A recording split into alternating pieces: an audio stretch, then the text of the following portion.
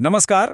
આજે આપણે એક અત્યંત રસપ્રદ અને અનોખા પક્ષી વિશે વાત કરવા જઈ રહ્યા છીએ, જેને આપણે ગુજરાતીમાં ગયણો તરીકે ઓળખીએ છીએ. આ એક એવી બતક છે જે માત્ર દેખાવમાં જ સુંદર નથી, પરંતુ આપણા જળાશયોને શુદ્ધ રાખવામાં એક જીવંત ફિલ્ટર તરીકે અદ્ભુત કામ કરે છે. તો ચાલો આ અદ્ભુત પક્ષીના જીવન પર એક નજર કરીએ.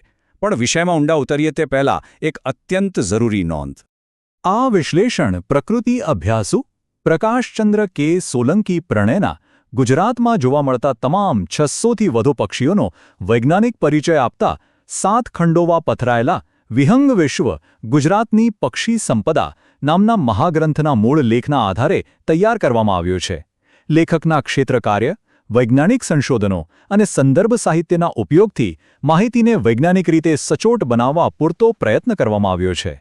આમ છતાં આ એક એઆઈ જનરેટેડ વિડિયો હોવાથી જો કોઈ ક્ષતિ રહી ગઈ હોય તો તેને ક્ષમ્ય ગણવા વિનંતી. આજના આ વિશ્લેષણમાં આપણે મુખ્યત્વે આ 6 મુદ્દાઓ પર ધ્યાન કેન્દ્રિત કરીશું. વૈજ્ઞાનિક પરિચય, તેની શારીરિક રચના, રહેઠાણ અને સ્થળાંતર, ખોરાક અને તેની અનોખી ફિલ્ટર પ્રણાલી, વર્તણૂક અને અંતે તેનું પારિસ્થિતિક મહત્વ.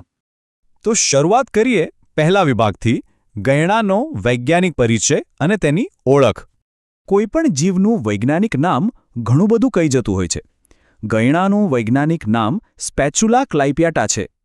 અહીં ખરેખર રસપ્રદ વાત એ છે કે સ્પેચ્યુલાનો અર્થ થાય છે ચમચો અથવા પાવડો, અને તેનું નામ બિલકુલ સાર્થક છે, કારણ કે તેની ચાંચનો આકાર બરાબર મોટા ચમચા જેવો જ હોય છે. અગાઉ તેને એનાસ પ્રજાતિમાં મૂકવામાં આવતું હતું, પરંતુ તાજેતરના આનુવંશિક વર્ગીકરણ બાદ તેને આ નવી પ્રજાતિમાં ખસેડવામાં આવ્યું છે. અંગ્રેજીમાં તેને નોર્ધન શોવલર કહેવાય છે, અને તે નામ પણ તેની આ પાવડા જેવી ચાંચ પરથી જ પડ્યું છે. હવે આગળ વધીએ તેના દેખાવ તરફ, જે જાતીય દ્વિરૂપતા એટલે કે નર અને માદા વચ્ચેના શારીરિક તફાવતનું એક ઉત્તમ ઉદાહરણ પૂરું પાડે છે. નર અને માદાને એક સાથે જોતા જ આ તફાવત ઉડીને આંખે વળગે છે. નર બતક ખરેખર અત્યંત આકર્ષક હોય છે. તેનું માથું ચળકતું, ઘેરું લીલું, છાતી એકદમ સફેદ અને પેટ રતાશ પડતા બદામી રંગનું હોય છે.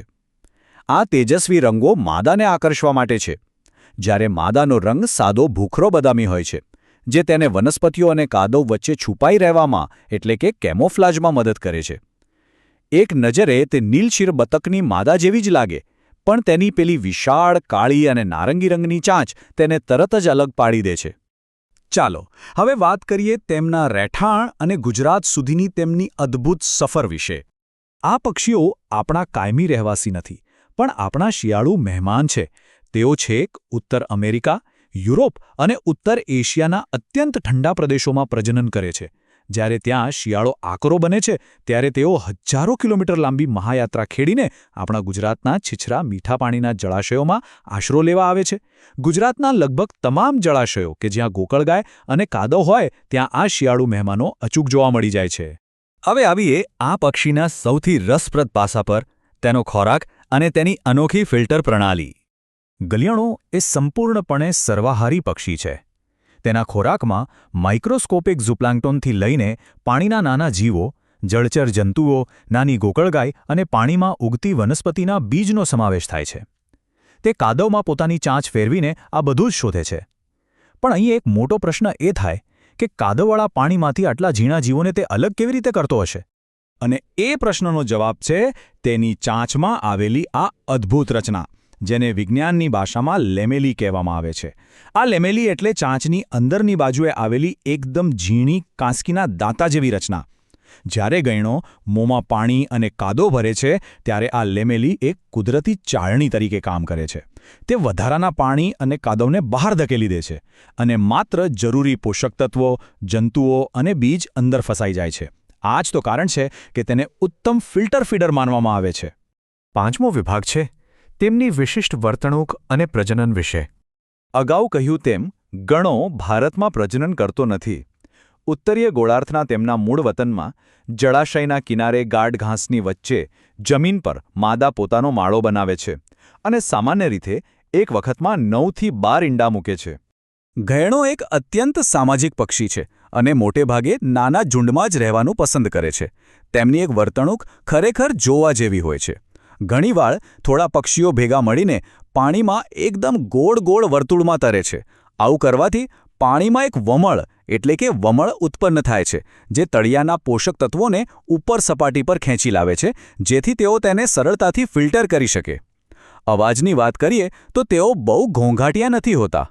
નર એકદમ ધીમી સિસોટી જેવો અવાજ કાઢે છે, જ્યારે માદાનો અવાજ નીચો પણ થોડો કર્કશ હોય છે.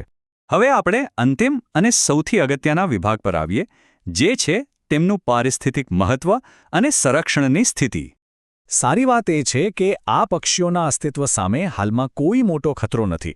કુદરતી વાતાવરણમાં તેઓ 5 થી 10 વર્ષનું આયુષ્ય ભોગવે છે અને તેમની વૈશ્વિક વસ્તી મોટી અને સ્થિર હોવાથી international union for conservation of nature એટલે કે IUCN દ્વારા તેમને ઓછી ચિંતાજનક શ્રેણીમાં મૂકવામાં આવ્યા છે. છતાં પણ આપણા ભારતીય વન્યજીવ સંરક્ષણ કાયદા હેઠળ તેમને શેડ્યુલ 2માં સ્થાન આપીને કડક સુરક્ષા પૂરી પાડવામાં આવી છે. આ સમગ્ર વિશ્લેષણના અંતે એક ઊંડા વિચાર સાથે છૂટા પડીએ. આ પક્ષીઓ આપણા જળાશયોમાં માત્ર સુંદરતા વધારવા નથી આવતા, તેઓ તો કાદવ અને પાણીમાંથી કચરો વીણીને પાણીને શુદ્ધ રાખનારા કુદરતના સફાઈ કામદારો છે. જરા વિચારો, જો આ જીવંત ફિલ્ટર્સ ન હોત તો આપણા ગુજરાતના જળાશયોમાં શેવાળ અને અન્ય સૂક્ષ્મ જીવોનું સંતુલન કેટલી હદે ખોરવાઈ જાત.